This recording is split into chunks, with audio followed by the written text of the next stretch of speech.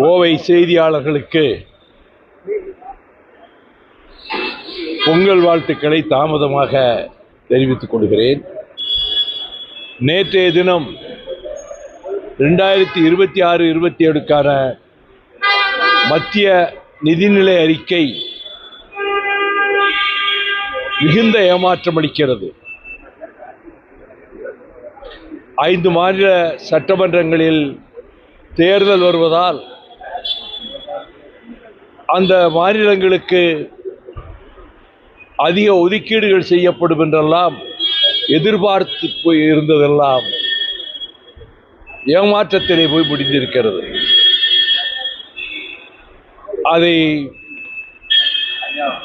அமெரிக்காவினுடைய இந்த tax terrorism, அந்த வரி கொடுமையிலே இருந்து மீள்வதற்கு ஐரோப்பிய ஒன்றியத்தினுடைய வர்த்தக ஒப்பந்தம் நமக்கு அது ஈடு கொடுக்கும் என்று நிதியமைச்சர் மாண்புமிகு நிர்மலா சீதாராமன் நேற்றைக்கு தெரிவித்தார்.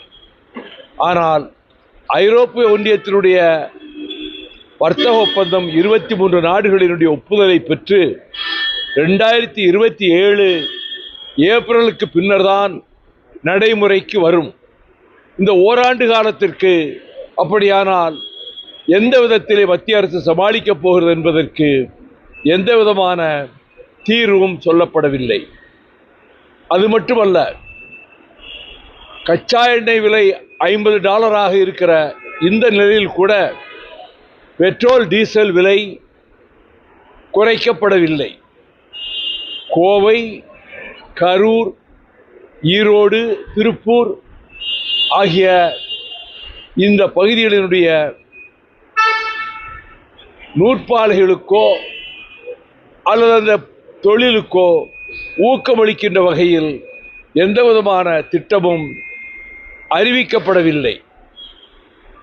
அது மட்டுமல்ல, 11.7 லட்சம் கடன் நாங்கள் வாங்கப் போகிறோம் என்று சொல்லியிருக்கிற நிலையில் 7% வளர்ச்சியை நாங்கள் நெருங்கி விடுவோம் என்று சொல்வது ஏற்கத்தக்கதாக இல்லை.